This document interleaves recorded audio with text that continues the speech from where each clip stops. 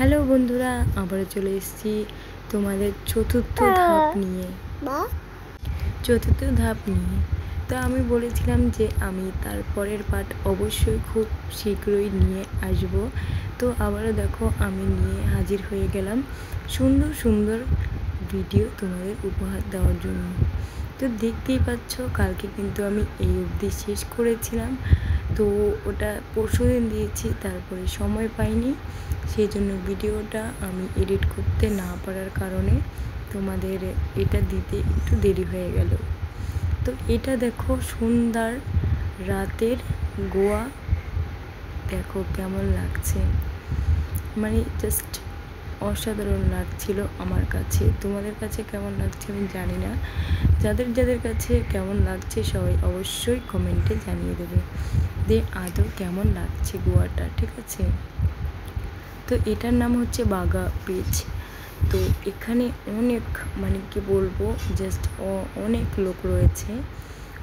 এটা একটু নাম করা তো তাই। আর দেখতেই পাচ্ছ দুই দিকে একদম মানে জমজমাট। তোমরা দেখে আশা করি বুঝতে পারছো যে কতটা ওখানে আনন্দ হচ্ছে বা কতটা কি এখানে, ঠিক আছে। তো আমরা একটা টেবিল বুক করে নিলাম, সেখানে খেতে বসে পড়লাম। সমুদ্র ঠান্ডা ঠান্ডা হাওয়া আসছে আর গরম গরম খাবার। তো চলো, আমি কিন্তু নিয়েছি ভাত, এটা কিন্তু আমার থালা। আর আমি ভাত ছাড়া দু চোখে মনে হয় কিছুই দেখতে পাই না। তো চলো, সেদিনের রাত ওখানেই আমাদের কেটে গেছিলো। তো পরের দিন সকালে আবারও আমরা সকাল সকাল উঠে এখন আবার বেরিয়ে পড়বো। সেই জন্য তোমাদের একটু আমি কোন হোটেলটায় ছিলাম সবাই নামটা ভালো করে দেখে নাও, ওদের সার্ভিস কিন্তু খুবই ভালো ছিল। আর দেখতেই পাচ্ছ পুরোটা আমি তোমাদের ডিটেলসে বলে দিলাম। কেউ যদি যাও বা যেতে চাও অবশ্যই এই হোটেলটা নিতেই পারো। সব দিকে সুন্দর, রুমগুলো অনেক সুন্দর, তারপরে বেড আছে, তারপরে বাথরুম, সব কিছুই সব পরিষ্কার পরিচ্ছন্ন, একটা সুন্দর আর কি কোয়ালিটি ফুল। তো যাই হোক, আমরা সকাল সকাল উঠে এসে তারপরে ব্রেকফাস্ট করতে বসে পড়েছি। তারপর দেখতে পাচ্ছ, তো সেখান থেকে তোমাদের আবারও একটু দেখিয়ে দিচ্ছি আমাদের পথ চলাটা। তো বন্ধুরা, এই জিনিসটা আমি ভেবেছিলাম তোমাদেরকে দেখাবো না, কিন্তু বিশ্বাস করো তোমাদেরকে না দেখে আমি আর থাকতেই পারলাম না। ভাবলাম যে এত কিছু দেখালাম, বন্ধুদের সঙ্গে আমি শেয়ার করলাম, আর এত সুন্দর একটা মুহূর্ত শেয়ার করব না, এটা তো হতেই পারে না। তো এই যে আমরা ট্রেনে যখন যাচ্ছিলাম তখন যে আমরা মানে কীভাবে কী ধাপগুলো আমরা বের হয়েছিলাম সেগুলো তোমাদের আমি কিছু দেখাতে চাই, চলো দেখতে পাবে। তো এই যে দেখছো পাহাড় আর পাহাড়, এটার মাঝখানে আমরা যতদিন মানে যেটুকু সময় ওখানে ছিলাম ট্রেনের মধ্যে, ওখান থেকে কিন্তু পাহাড় আর গুহা এই দুটো কিন্তু অতিরিক্ত ছিল, ঠিক আছে। আর কি সুন্দর করে ট্রেনটা যে পাহাড়ের উপর দিয়ে উঠছিল, জাস্ট তোমরা না দেখলে বিশ্বাস করবে না। আমি জাস্ট একটু ছোট্ট করে ক্লিপ নিতে পেরেছি, পুরোটা নিতে পারিনি, কারণ উল্টো দিকে মানে যারা উল্টো দিকে বসেছে তারা ভালো দেখতে পেয়েছে, আমি দেখেছি অল্প একটু দেখতে পেয়েছি, সেটাই আমি একটু ভিডিওর সাহায্যে তোমাদের কাছে নিয়ে চলে এসেছি। এই যে দেখো, এই যে এই জায়গাটা কিন্তু পাহাড়ের চূড়া দিয়ে যাচ্ছিলাম আমরা তখন, মানে পুরো দিকটা পাহাড় আর পাহাড়। আমরা আমাদের ট্রেনটা যেখানে চলছিল সেখানেও কিন্তু পাহাড় আর পাহাড়, এত সুন্দর পাহাড়গুলো লাগছিল, মনে হচ্ছিল যে যাই গিয়ে একটুখানি ঘুরে আসি গিয়ে। তারপর দেখলাম এই সুন্দর পাহাড়টার জায়গাটা না সিগন্যাল পাচ্ছিল না, ওখানে গিয়ে ট্রেনটা না দাঁড়িয়ে পড়েছে। আর দৃশ্যটা এত সুন্দর লাগছিল কি বলবো, একটা মানুষও ছিল না ওখানে। বিশ্বাস করো, জাস্ট একটা মানে যদি এই সময় ডাকাতি হয়, চুরি করতে চলে আসে, তাহলেও কিন্তু কি বলতো কেউ টেরও পাবে না, এরকম আর কি। এইসব জায়গায় কিন্তু ডাকাতি চুরিগুলো বেশি হয়, কারণ এই যে নিঝুম জায়গা, এখানে কিন্তু কোনো রকমের কিচ্ছু নেই, ঠিক আছে। এই যে দেখো, আমরা কিন্তু অলরেডি আরেকটা গুফায় প্রবেশ করেছি। আর আমি যতবার গুফাতে গিয়েছি ততবার কিন্তু নেটওয়ার্ক একদম ছিল না, একদমই ছিল না ফ্রেন্ড। এই যে দেখো, শুধু অন্ধকার আর অন্ধকার।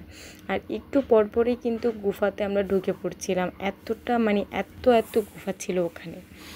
আমি যদি কারোর সঙ্গে কথাও বলছিলাম, বাট কিছুক্ষণ পরপরই লাইনটা কেটে যাচ্ছিল, যেহেতু এখানে সিগন্যাল পাওয়াটা খুবই মুশকিল। আর এই যে দেখো, আমরা কিন্তু এখন একটা বড় পাহাড়ের আর এদিকটায় উঠবো, আর সুন্দর করে ট্রেনটা কি সুন্দর করে ঘুরছে, তোমরা কি বলবো, আমি তো ওখান থেকে দেখে আমার খুব ভালো লাগছিল। একটা সুন্দর রেলিং নিয়ে ট্রেনটা এগোচ্ছিল সুন্দর গতিতে, ঠিক আছে। আর পুরো সময়টা আমরা খুব এনজয় করেছিলাম।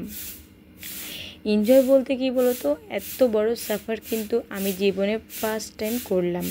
আমি কিন্তু কখনোই এত বড় সাফার করিনি, এত বড় হয়েছে অবধি। আর এতটুকু বড় হওয়ার পরে জাস্ট এই ফার্স্ট টাইম আমি দু রাত বলতে পারো, 2 রাত ট্রেনের মধ্যে ছিলাম, ঠিক আছে। একদিন পুরো 2 দিনই ধরতে গেলে রাতে আর কি নেমেছি, ঠিক আছে।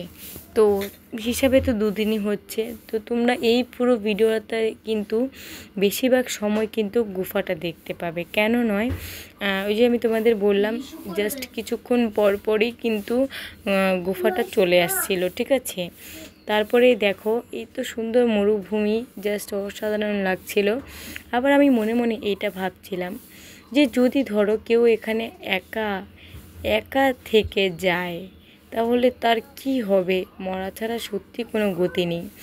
মানে কত কিলোমিটার যে হাঁটার পরও একটু জল পাবে তার ঠিক নেই, ঠিক আছে। আর কত কিলোমিটার হাঁটার পর যে একটু বসার জন্য বা একটু ঘরের জায়গা পাবে তা জানো না তোমরা সবাই।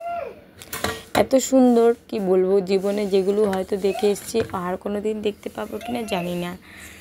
তো ফ্রেন্ডস, ওখানে মনে হচ্ছে জলের প্রচণ্ড অভাব। আর চলো, এই কিন্তু আরেকটা গুফাতে প্রায় আমরা ঢুকতে যাচ্ছি। এটা কিন্তু সেই সিনটা দেখে নাও তোমরা, ঠিক আছে। তো ফাইনালি আমরা কিন্তু এত জার্নির পরের দিনের শ্যুট ছিল। আমরা সকাল বলতে পারো নেমে গেছিলাম। নেমে যাওয়ার পরে তো তোমরা বাকিটা দেখতেই পেয়েছো, আমরা কি করেছিলাম, কোথায় গিয়েছিলাম, সব কিছু পরে ওই সব ভিডিওতে আপডেট কিন্তু দিয়ে দিয়েছিলাম আমি, ঠিক আছে। তো আমি একটা কথা বলতে চাই ফ্রেন্ডস, মানুষ শুধু একটু আনন্দের জন্য কত কিছুই না করে, তাই না বলো। এই যে আমি কখনোই ভাবিনি এত বড় একটা সাফার আমাকে দিয়ে সম্ভব হবে, কিন্তু হয়েছে।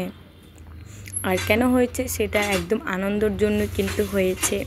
আমার মনে একটা আনন্দ ছিল যে না, আমি যাব, আমি পারবো, আমাকে পারতেই হবে। এইসব কারণে কিন্তু কেমনভাবে যে এটা সময়টা পেরিয়ে গেছে আমি কিন্তু নিজেও জানি না, ঠিক আছে। তো সেখান থেকে দেখো, মানুষ চাইলে কি না পারে। আর সত্যি কথা বলতে যে তোমাদের বললাম, আমার এটা ফার্স্ট টাইম জার্নি ছিল।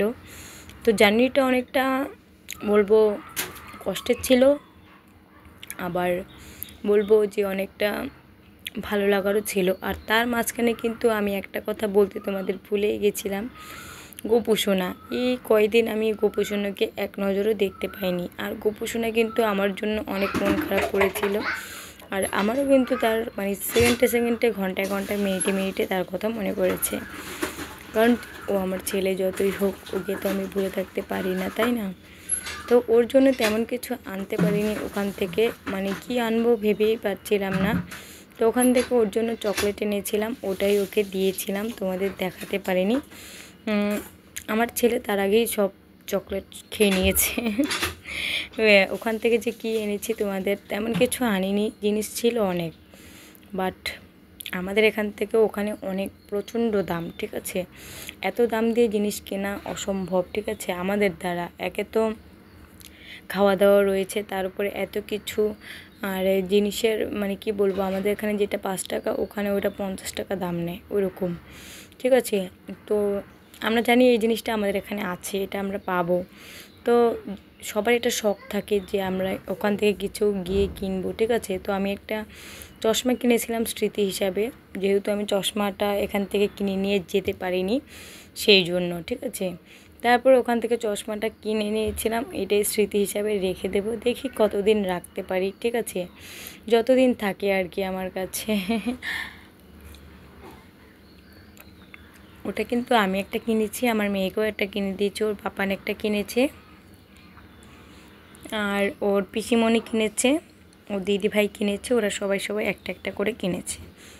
বাট জামা টামা কিনতে পারিনি, শুধু আমার ননদের মেয়ের জন্য একটা জামা কেনা হয়েছিল, ওর মা কিনে দিয়েছিল, ঠিক আছে।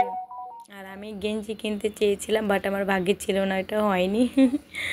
কি আর করবো, সেজন্য চলে এসেছি, আর কিছু করার ছিল না ফ্রেন্ড।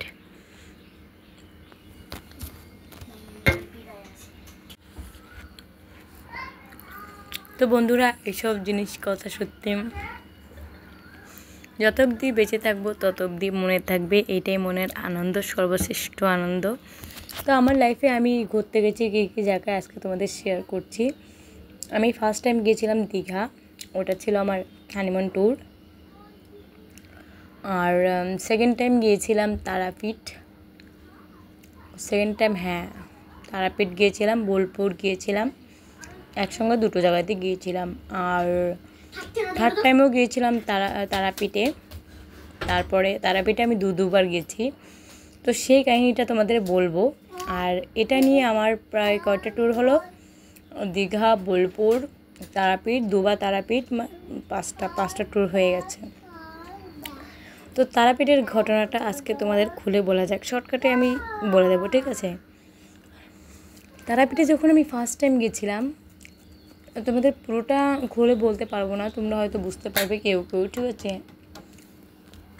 সব কিছু নতুন আমি কিনে নিয়ে গেছিলাম, তো হয়তো বা এটা আমার ভাগ্যে ছিল, এটা আমার মানতেই হবে, ঠিক আছে। আমি এত কষ্ট করে জামা কাপড় সব কিছু কিনে নিয়েছি, অথচ আমি ফ্রেন্ড পুজো দিতেই পারিনি। আমাকে সবাই রেখে পুজো দিতে গেছে, আর আমি একটা মিষ্টির দোকানে শুয়েছিলাম, অনেকক্ষণ বসেছিলাম, মনটা অনেক খারাপ লাগছিল, সেই জন্য ফোন দিয়ে গেছিলো, ফোন দেখতে দেখতে আমি কখন ঘুমিয়ে পড়েছি আমি নিজেও জানি না। তো সেই সময় না ফার্স্ট টাইম আমার মনে এতটা কষ্ট হয়েছিল, কি বলবো তোমাদের, মানে তোমরা না, মানে কি বলবো, আমার কোনো ভাষা নেই আর কি। ফার্স্ট টাইম আমার এতটা কষ্ট হয়েছিল যে হে প্রভু, আমি মানে মার কাছে এত দূর এত কষ্ট করে গেছি, আর আমি কি না পাবোই না, আমি মার দর্শনও পেলাম না, পুজো তো দূরেরই কথা। তারপর নিজেকে না অনেকটা অপরাধী মনে হচ্ছিল, ঠিক আছে, অপরাধী মনে হচ্ছিল যে আমি খুবই একদম অপয়া, ঠিক আছে, সত্যি কথা আমার এটা মনে হয়েছিল।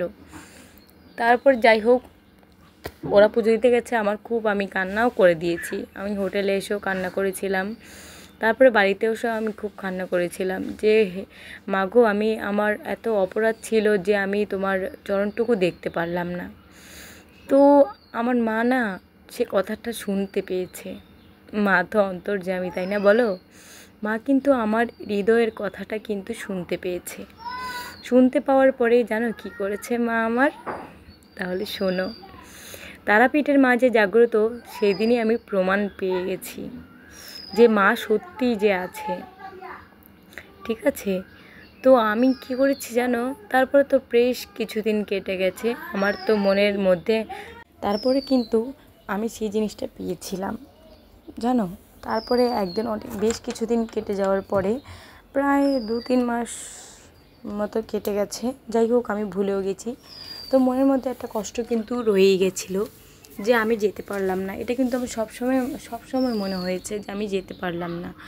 তারপরে জানো ফ্রেন্ড কী হয়েছে, একদিন হঠাৎ করে, ঠিক আছে, আমার ঘরের আমার শাশুড়ি মা খুব শরীর খারাপ ছিল, মানে 1 মাস পুরো টানা উনি ভুগছেন, তোমরা চিন্তা করো একবার, ঠিক আছে। উনি পেশেন্ট, বিছানায় শুয়ে থাকেন, আমি সব কিছু করে দিই ওনাকে, ঠিক আছে।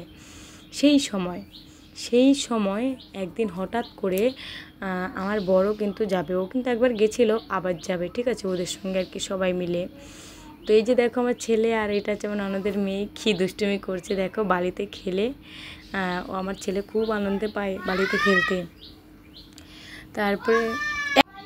তারপরে এই আমার তো কোনো যাওয়ারই কোনো কথা ছিল না, ঠিক আছে। তো আমার আবার একটু রাগ হয়েছিল, আমার বর একা একা বলছে যাবে, ঠিক আছে, কিন্তু যাবে। তারপরে যাই হোক, আমি আর কিছু বলিনি, আমাকেও বলেনি যাওয়ার কথা। ও জানে যে মার শরীর খারাপ, ওকে কী করে নিয়ে যাব, নাহলে তো আমাকে বলতো। তারপরে আমি বলছি ঠিক আছে, যে যাক যাক ঘুরে আসুক, আমার তো কপালই নেই, কী আর করবো। আমার সেই কথা আবারও মনে পড়ে গেছে ফ্রেন্ড। তারপরে যাই হোক, তারপরে যারা আর কি গাড়ি ভাড়া করেছিল যে যাবে, তাদের মানে একটা ফ্যামিলি যাবে, আরেকটা দুটো ফ্যামিলি যাবে, আর আমাদেরও আরেকটা বন্ধু, সবাই মিলে আর কি যাবে। তো সেখান থেকে যেন ফ্রেন্ড কী হয়েছে, সেখান থেকে যারা যাবে তাদের ঠাম্মা মারা গেছে। কি মানে কি একটা সিচুয়েশন, তোমরা মানে কি বলবো আমি। জাস্ট ওদের ঠাম্মা মারা গেছে, ওদের যাওয়া ক্যান্সেল, যে ওরা যেতে পারবে না। এবার এত বড় একটা গাড়ি ভাড়া করেছে, শুধু একটা ফ্যামিলিই যাবে, কিন্তু ভাড়া তো সেম দিতে হবে, কথা যেহেতু হয়ে গেছে দিতেই হবে। এবার লোক দরকার, এবার কাকে নেয়। এবার ওনাকে মানে যারা যাচ্ছে উনি হচ্ছে আমার মামা বলে ডাকি ওনাকে। তো সেখান থেকে আমার বরকে বলছে চলো এবার তুমি মামিকে নিয়ে চলো, ঠিক আছে মামিকে নিয়ে চলো, নাহলে আমাদের গাড়িটা তো ফাঁকা যাবে, শুধু এতগুলো টাকা দেবো। আমাদেরও রাতে এসে বলছে চলো, আমি বলছি না আমি যাব না, এইরকম অবস্থা। তারপর দেখো মাও বলছে ঠিক আছে যাও, আমি তো এখন ভালো আছি, মাসিমণিকে রেখে দেবো। তারপরে অনেক বলা টলার পরে তারপরে সিদ্ধান্ত নিয়ে ফাইনালি আমি চলে গেছিলাম, ঠিক আছে ফাইনালি আমি চলে গেছিলাম। ওখান থেকে গিয়ে ফাইনালি পুজো নিয়েছি,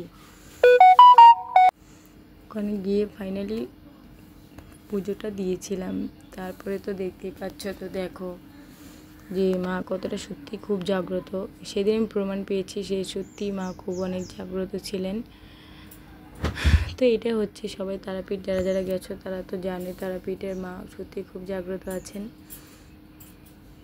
তারপরে দেখো এই যে এই জায়গাটায় কিন্তু আমি যাইনি ফ্রেন্ড। এই জায়গাটা বিশাল ছিল, অনেকটা নিচু ছিল, ঠিক আছে। এইটাতে আমি তো তখন বসেছিলাম, আমি যেতে পারিনি, কিন্তু ওদের কাছে শুনলাম ওরা যেতে প্রায় হাঁপিয়ে গেছে। দেখো এটা আমার মেয়েকে দিয়েছিলাম শ্যুট করার জন্য, দেখো আমার মেয়ে শ্যুট করেছে। আর এটা হচ্ছে নাম ছিল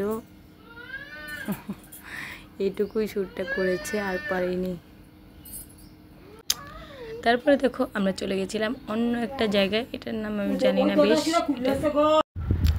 সুন্দর একটা জায়গা, জাস্ট অসাধারণ লাগছিল। সূর্যটা মনে হচ্ছিল যে ধীরে ধীরে মনে হচ্ছে জলের দিকে যাচ্ছে, এত সুন্দর লাগছিল কি বলবো। তো বন্ধুরা অনেকদিন পর গোপসোনার কাছে আবার ফিরে চলে এসেছি।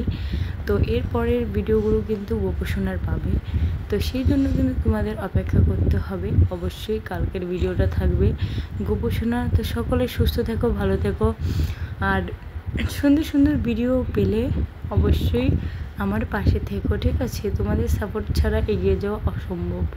তোমরা যদি সাথে থাকো তাহলে অবশ্যই আমি এগিয়ে যেতে পারবো। আর এগুলো হচ্ছিল যে আমরা লাস্টের দিন যেদিন চলে আসব সেই দিন হোটেলটাতে ছিল, সেখানে গিয়ে দেখতে পেয়েছিলাম, সেখান থেকে একটুখানি ক্লিপটা নিয়ে নিলাম। তো এই যে দেখো আমরা কিন্তু বিচ থেকে উপরে উঠে এসেছি, আর আমরা এটা আমি মুখে বলে দিচ্ছি, দেখাবো না তোমাদের, ঠিক আছে। আমরা ওখান থেকে এসে কিন্তু চলে গেছি নাইট ক্লাবের ভিডিও তো এখানে অ্যালাউ হবে না, সেই জন্য দিতে পারলাম না। তো এই যে দেখো অনেকে বাইরেই নাচ করছিল অনেক সুন্দর করে, আর আমরাও কিন্তু গেছিলাম নাইট ক্লাবের ভিতরে, ওখানে নাচ করেছিলাম, অনেক আনন্দ করেছিলাম। জাস্ট তারপরে বাড়ির দিকে এগোতে শুরু করে দিয়েছিলাম। তারপরে ধীরে ধীরে আমরা গাড়ির দিকে যাচ্ছিলাম, দেখতেই পারছো। আর দুদিকটা কিন্তু অনেক সুন্দর ভিডিও মানে করতে আমার খুব ভালো লাগছিলো, ইচ্ছে করছিলো সব কিছু একদম ফোনের মধ্যে তুলে নিয়ে আসি, কিন্তু এত ভিডিও করলে তো আবার ফোনে জায়গা হবে না, তাই না। তো বন্ধুরা আজকের দিনই লাস্ট ভিডিও, এটা হচ্ছে গোয়ার আমাদের শেষ ট্যুরের দিন ছিল। তো এখানেই আমাদের শেষ, এরপরে আমরা আর কোথাও যাব না, বাড়ি যাব সোজা। তো সবাই দেখে নিয়েছো আমাদের এতদিনের মজা, এতদিনের আনন্দ 4 দিনই শেষ। তো আমার কাছে কিন্তু অনেক দিন আলাদা ছিল, তো তোমাদের কাছে লং ভিডিও করে দেওয়ার কারণে তোমরা 4টে ভিডিও পেয়েছো আমার ঘোরার লং ভিডিও। তো এখানেই কিন্তু আমরা ভিডিওটা শেষ করব। আর এখান থেকে কিন্তু আমাদের যাত্রা শেষ। আমরা আবার দেখা হবে অন্য কোনো ঘুরতে যাওয়ার সঙ্গে, অন্য কোনো সুন্দর একটা মুহূর্ত নিয়ে। আর এখন হবে শুধু গোপসোনা, কিছুদিন ধরে চলবে গোপসোনা আর গোপসোনা। গোপসোনা ছাড়া আর কোনো কিছু কথা হবে না, আর কোনো কিছু দেখানো হবে না। তাই তোমরা অনেকদিন থেকে গোপসোনার ভিডিও পাচ্ছ না, তোমরা সবাই একটু ধৈর্য ধরো। আমি কালকেই ভিডিও বানিয়ে এডিট করে অবশ্যই তোমাদের কাছে প্রেজেন্ট করার চেষ্টা করব। আর আবারও একটু ভালো নতুন কিছু আনার চেষ্টা করব। তো সকলে ওই যে বলে রাখলাম, সুস্থ থাকবে। কেমন? সুস্থ না থাকলে আমার ভিডিও পাওয়ার জন্য অপেক্ষাটা কী করে করবে, তাই না? তো সকলকে টাটা, বাই বাই। অনেক অনেক শুভকামনা রইল সকলের জন্য। সকলের অনেক অনেক ভালোবাসা চাই। অবশ্যই ভালোবাসা দিয়ে আমাকে পাশে রাখবে, আমার সাথে থাকবে। আর যদি তোমরা আমার সাথে আর পাশে না থাকো, তবে কিন্তু এই রাস্তাটা আমি এগিয়ে যেতে পারবো না। টাটা।